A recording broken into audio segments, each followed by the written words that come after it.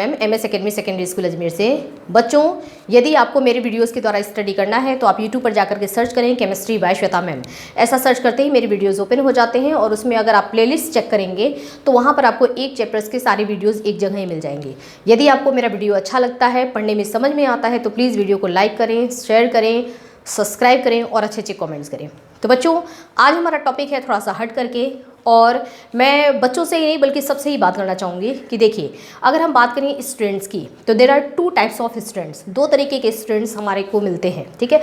हम टीचर्स हैं और टीचर्स की लाइफ में 2 तरीके के स्टूडेंट्स मिलते हैं। एक स्टूडेंट्स तो वो होते हैं जो बहुत इंटेलिजेंट होते हैं, यानी कि उनका पढ़ाई के प्रति बहुत ज़्यादा अटेंशन होता है, वो पढ़ने में कोई भी लापरवाही नहीं करते हैं, या कहते हैं कि पढ़ाई के टाइम कोई मजाक नहीं, मतलब पढ़ना है तो पढ़ना है। काफ़ी सीरियस होते हैं जो अपनी लाइफ को लेकर के और अपने स्टडी को लेकर के बहुत सीरियस होते हैं। वो होते हैं इंटेलिजेंट बच्चे। इनको पढ़ाने में एक टीचर्स को कोई भी मेहनत नहीं करनी पड़ती है। बच्चे आराम से बहुत अच्छी तरीके से पढ़ लेते हैं, अच्छे अच्छे क्वेश्चंस पूछते हैं और टीचर्स को भी काफ़ी मन लगा रहता है पढ़ाने में। ऐसे बच्चों को पढ़ाने में मतलब एक टीचर को काफ़ी खुशी होती है कि मुझे इतने अच्छे अच्छे बच्चे मिले हैं जिनका इतना अटेंशन है और काम हमेशा एकदम प्रॉपर डन रहता है बच्चों का, और क्वेश्चंस बहुत अच्छे अच्छे पूछते हैं। और मेनली इंटेलिजेंट बच्चे जो होते हैं वो समझने पे फोकस करते हैं। राइटिंग वर्क भी उनका डन होता है लेकिन वो समझने पर ज़्यादा फोकस करते हैं। मैं अगर अपनी खुद की लाइफ के बारे में बताऊं तो मैंने ये पढ़ाना बहुत पहले ही स्टार्ट कर दिया था, और काफ़ी मतलब हमारे जो बैचेस थे 2001 में 2000 ईयर में बता रही हूँ कि मेरा अच्छा खासा कोचिंग चलता था, तो बहुत अच्छे अच्छे स्टूडेंट्स हमारे लगातार तब से 2001, 2002, 3, 4 है ना, काफ़ी बच्चे हमको मिला करते थे। 11th का बैच और 12th का बैच आता था। बच्चे बहुत इंटेलिजेंट मिलते थे। तो मैंने आपको बताया जैसे कि इंटेलिजेंट बच्चे जो थे उनका बहुत ज़्यादा अटेंशन रहता था पढ़ने पर, उनको कहने की ज़रूरत नहीं है, काम ऑलरेडी पूरा रहता है, और अच्छे अच्छे क्वेश्चंस पूछते थे। और वो सारे बच्चे आज के समय में सब सेटल्ड हैं, काफ़ी अच्छी अच्छी जगहों पे हैं। कुछ बच्चे जो है मेरे पढ़ाए हुए कुछ बच्चे जो है इसरो में पहुंच चुके हैं, साइंटिस्ट बन चुके हैं, नासा में पहुंच चुके हैं। बहुत खुशी होती है जान करके कि बच्चे इस तरीके से इतने अच्छे अच्छे पोजीशन पे पहुंच गए हैं। अब हम बात करते हैं, ये बात हो गई इंटेलिजेंट की। अब हम बात करते हैं पुअर स्टूडेंट्स की। पुअर स्टूडेंट्स किसको कहते हैं, मतलब क्या है ना। तो देखिए, पुअर वर्ड तो यूज़ ही नहीं करना चाहिए। बच्चे एक तो ऐसे कुछ बच्चे हैं है ना, पुअर अगर आप कहते भी हैं, जनरली जो चीज़ें इस्तेमाल होती है मैं उसी की बात कर रही हूँ कि जनरली टीचर्स ये कहते हैं कि ये बच्चा बहुत पुअर है, तो मैं भी उस शब्द को इस्तेमाल कर रही हूँ। अदरवाइज़ ये शब्द मेरे नहीं है ना, लेकिन एक कॉमन शब्द इस्तेमाल कर रही हूँ, पुअर। ठीक है, बच्चा पुअर है। तो पुअर बच्चे भी 2 तरीके के होते हैं। देखिए, अगर हम कहते हैं कि बच्चा पढ़ने में थोड़ा कमज़ोर है तो कमज़ोर में भी 2 तरीके के आते हैं। अब मैं इनकी बात करती हूँ है ना। एक वो बच्चे हैं जो कि पढ़ने में कमज़ोर तो हैं लेकिन काफ़ी लेबोरियस है, या उनके अंदर पढ़ने की चाह है, पढ़ने की इच्छा है, उनका पढ़ाई के प्रति उनका भी फुल कंसंट्रेशन है। वो इंटेलिजेंट बच्चे इतना कर तो नहीं पा रहा है, ठीक है, लेकिन दोनों का कंडीशन ये है कि एक इंटेलिजेंट बच्चा है, सपोज करिए उसको 4 चैप्टर प्रिपेयर करने में यदि आधा घंटा लगता है, ठीक है, तो जो ये वाले बच्चे होते हैं ये भी उस 4 चैप्टर को ये भी प्रिपेयर करके ही रहेंगे। ऐसा नहीं कि उसको वो छोड़ देंगे, ये भी 4 चैप्टर प्रिपेयर करेंगे, लेकिन इनको आधा घंटा लगा है तो हो सकता है कि इनको 6 घंटे लगे उसको तैयार करने में।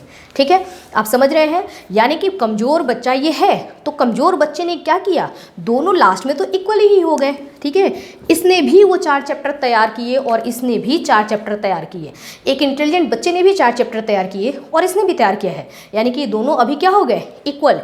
किस तरीके से ये इक्वल हुआ है, अपने मेहनत के, अपने लेबर के दम पर, ठीक है ना, अपने परिश्रम के दम पर। तो कुछ बच्चे ये जो होते हैं ना, ये बहुत परिश्रमी होते हैं, इनकी इच्छा होती है पढ़ने की, अंदर से इच्छा होती है कि ठीक है मैं उतना अगर इनके इतना जल्दी नहीं समझ पा रहा हूँ तो कोई बात नहीं, लेकिन मैं समझने की कोशिश तो करूँगा।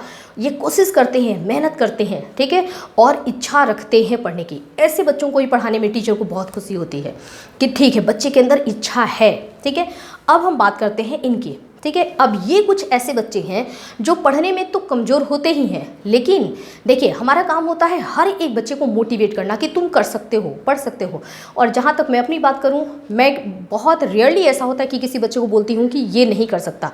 जब मुझे एकदम फाइनली लग जाता है कि नहीं वाकई ये बच्चा नहीं कर सकता, तभी मैं बोलती हूँ कि नहीं कर सकता।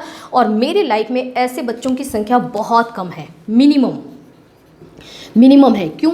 क्योंकि मैं जितने भी बच्चे होते हैं जो नहीं भी पढ़ने वाले बच्चे होते हैं या जिनका पढ़ाई के प्रति अटेंशन नहीं भी होता है, उनके अंदर एनर्जी भरना कि बेटा तू कर सकता है, करके तो देख, पूरा नहीं हो रहा है, तुम क्यों इतना सारा पूरा देख रहे हो, एक दिन में सिर्फ इतना ही देखो कि बस मुझे इतना ही पढ़ना है, पूरी बुक के बारे में मत सोचो, एक क्वेश्चन के बारे में सोचो कि सिर्फ इतना ही तो है पढ़ना है आज। तो इस तरीके से तुम पढ़ सकते हो। बच्चों को बहुत अलग अलग तरीके से मैं उनको मोटिवेट करती हूँ कि तुम कर सकते हो, पढ़ सकते हो, ठीक है।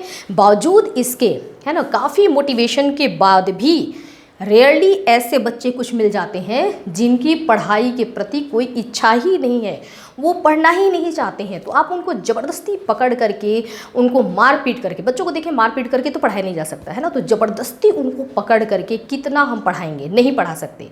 तो और ये बच्चे जो हैं ये ज़रूर अपनी लाइफ में कुछ कर जाएंगे। क्यों? क्योंकि देखिए कभी कभी ऐसा होता है कि बहुत सारे बच्चे ऐसे होते हैं जिनका पढ़ाई के प्रति रुचि नहीं होती है, इंटरेस्ट नहीं होता, लेकिन जब उनको मोटिवेट कर दिया जाता है ना, मैं अपना एक्सपीरियंस बता रही हूँ, जब उनको खूब मोटिवेट करते हैं कि बेटा तू पढ़ सकता है, तो ये वाले बच्चे इधर ट्रांसफर हो जाते हैं, यानी कि वो पढ़ाई शुरू कर देते हैं, मेहनत करना शुरू कर देते हैं, और ये बच्चे मेहनत करके इनके तक पहुँचने की कोशिश करते हैं।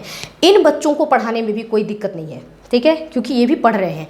लेकिन जो बच्चे यहाँ से यहाँ ट्रांसफ़र नहीं हुए, फाइनली जो बच्चे यहीं रह जाते हैं, यानी कि कितने भी मोटिवेशन का उनके ऊपर कोई फ़र्क नहीं पड़ता है और वो पढ़ना नहीं चाहते हैं, फिर यहाँ इन बच्चों को पढ़ाना बहुत मुश्किल हो जाता है। तो आज हमने बात किया स्टूडेंट्स कितने तरीके के होते हैं, ठीक है। तो मैं सभी बच्चों से यही कहना चाहूँगी, अभी भी मेरे कुछ ऐसे बच्चे हैं, मैं डेली ही मोटिवेट करती हूँ क्लासेस में भी कि बेटा आप लोग पढ़ सकते हो, कर सकते हो, लेकिन उसके बावजूद भी कुछ बच्चे यहाँ से यहाँ ट्रांसफ़र नहीं हो रहे हैं, ठीक है, वो यही हैं। उन बच्चों को भी बोलना चाहूँगी कि बेटा कोशिश करो, अभी भी कोशिश करो। समय जो है आपने जब जागा तभी सवेरा, ठीक है। आप जब सोचोगे कि मुझे पढ़ाई करनी है तभी से, ये मत सोचो कि बहुत कुछ लॉस हो गया, कुछ लॉस नहीं हुआ है, वहीं से स्टार्ट करेंगे, लेकिन पढ़ना है, ठीक है। तो सभी बच्चे इस कैटेगरी में बने रहिए, अच्छे हैं, बहुत अच्छी बात है। इधर से इधर ट्रांसफ़र हो गए, ये जो बच्चे होते हैं ये इनको भी मैं बहुत पसंद करती हूँ, वेरी गुड, है ना, अच्छे बच्चे हैं। क्यों? क्योंकि मेहनत कर रहे हैं, ठीक है। लेकिन ये जो बच्चे हैं ये बच्चे बहुत दुखी करते हैं, तो इनसे मैं यही कहूँगी कि बेटा या जो भी बड़े पेरेंट्स जो हैं वो कृपया समझाएं बच्चों को, ठीक है, कि इस तरीके का नहीं, इस और इस कैटेगरी में ही रहे, ठीक है। और ये पुअर वर्ड को हटा दिया जाए, आप यही कह सकते हैं कि कुछ कॉन्संट्रेट करते हैं, कुछ कॉन्संट्रेट नहीं करते हैं। ओके, आज का टॉपिक हमारा यही था। आई होप कि आपको कुछ बातें समझ में आई होंगी, ठीक है। आज के लिए इतना ही। Okay, thank you.